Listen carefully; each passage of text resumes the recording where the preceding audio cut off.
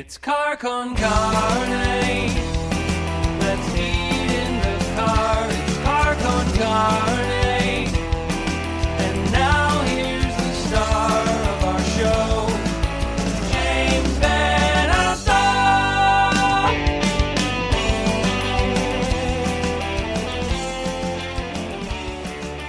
And we are backstage live. I hope you guys can hear me through the mask. I think so, yeah. I'm fogging up a little bit here. We're backstage live with the Orphan, the Poet. I have here Jake and David. Lovely to see you guys. It's bucolic outside. It's gorgeous right here. Oh, it's amazing. I think we really lucked out. This is lovely. Let's just start right out of the gate. Let's talk about the Moxie, the new song. This is slinky, this is sexy, this is danceable, this is a cool song. Thank you. I think you guys nailed it on this one. Hey, thank you so much. That means so much to us. I mean, I think we try and we do pour our heart and soul into every song, but it's nice to hear it coming back when it connects. Truly. Two-step marmalade fever shake. I'm like a juiced-up tidal wave every day. There we go. You know what I'm saying? What's it mean to you? Yeah. You know? What doesn't it mean to me? And, that's the right answer. That's the right answer. It's one of those things that means nothing, but maybe it means everything. Like every now and then a song comes out and I hear it, I'm like, that's a single. Like we should all be singing that one. That's it. Oh man, that means a lot. I think the first time David sent me the voice memo of him just like mumbling on guitar, just playing some chords, I was like, we got to work on that one. We got to finish that one. Yeah, it felt good. I'm like, and that's the thing. Like, as a band, like we're always sending stuff back and forth. Like, hey, what do you think of this? What do you think of that? And a lot of misses. Yeah, a lot of misses. But like, I was really hoping when I sent that to you, I hope Jake likes this one. I hope he likes this one. Oh, I did for sure. Yeah. The worst part about the song is that there aren't more new songs behind this.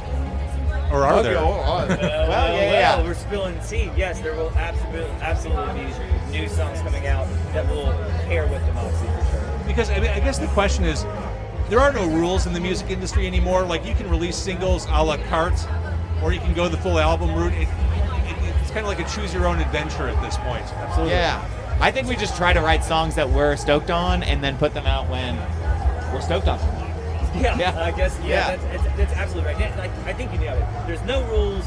It's very a la carte. It's whatever, carte blanche to do whatever. Let's just keep trying to think of French things to say. I know. That's yes, exactly. That's honestly another thing about the Moxie. I know very few French phrases, so we don't have any French phrases left to put in new songs. That's it. Exactly. No more French in these songs. That's for sure. So how does it feel? I know you guys played with our local friends, Friday Pilots Club. Yeah, Chicago. Yeah, love them. Caleb is a fantastic frontman. Right. How did it feel to get back out and do what you do after being caged? Yeah, well, I mean, a year and a half without playing shows, we were like a little nervous going into it. I think I was probably the most surprised of just like riding a bike style, how quickly everything came back. Yeah. Like from rehearsals to meeting up with our crew again. Yeah. It was great, and especially doing it with a band like Friday Pilots Club, who we played a couple of shows with in the past couple of festivals. Right. We were just stoked to be out with friends. Yeah. And that first show back, I mean, it was like no time had passed. Yeah, I was definitely. I think we were both nervous. Knocking the rust off always feels a little funny at first, but like kind of like you said, it's like riding a bike, and immediately we loaded into the venue, and I just got that feeling, that tingly feeling of like, oh yeah, I know what this is. Yeah. Even though it's been 2 years, 18 months, whatever. Well, yeah, we've done it. Because there's a lot more that goes into just like being on stage for an hour, 45 minutes or whatever. It's the load in, it's the sound check, and like there's a routine that we like to have when we're on tour that just kind of came back like all of a sudden. Yeah, definitely. And your band, your group, definitely seems to be in lockstep with your audience. Like there's a community there. We are absolutely. We're so lucky. Yeah, I think community is the best way to put it. We try and like make it not really about us, not really about them. It's like this give and take, this family. So yeah, that is super important to us. Like you guys have an earnestness and just a normalness about you. That's got to be a Midwestern thing, right? I'd like to think, yeah. Yeah, I mean, being from the Midwest, we've definitely showed up to festivals or tours, where, typically you don't know most of the people you're playing with. Even on tour, a lot of times you're meeting the other band you're touring with on day one, and you say, hey, what's all your names? Where are you guys from?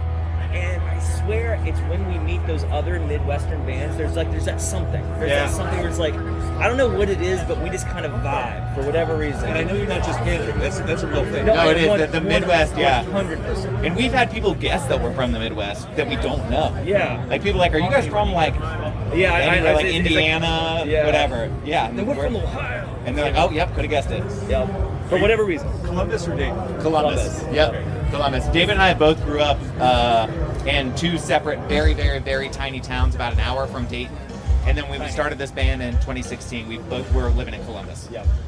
So 5 years into it, could you ever imagine when you started up your band, here you are, you're at this pretty epic Midwestern festival, people are digging what you're doing. Could you have ever foreseen on your musical roadmap?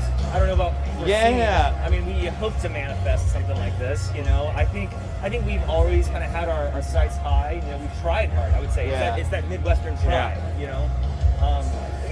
Yeah, I think we're constantly trying to like impress our junior high version of ourselves. Like the that's such a good way when you first pick up a guitar or a bass or whatever, you know, you like dream of playing on the big stage. And like we being from Ohio, we grew up knowing Riot Fest. We grew up like with all these bands like 21 Pilots or whatever around us that were like doing it for real, and it's just cool to be somewhat a part of it all. Hey, speaking of impressing your junior high self, so today in our set we did a little cover of Green Day, Basket Case, and I was just thinking, man, I've been preparing for this since I was in junior high. That's like, you know, like a lot of times, you know, we're learning, if we're gonna do a cover, oh shit, I gotta learn a song, but you know, that's when it's like, we can all just show up and just play that song. Absolutely. You know? We've been able to play it for however long, Since we were 14, and obviously Riot Fest is absolutely the time to do it. Absolutely, totally. Well, the Orphan the Poet, you sound great. I love what you're doing. I can't wait to hear what's behind the song you just put out. And Oh yeah. We're excited. Absolutely. awesome. Well, thank you so much for doing this. We'll wave now. Oh yeah. Hey, thank you so much. Cool. Awesome. Thank you.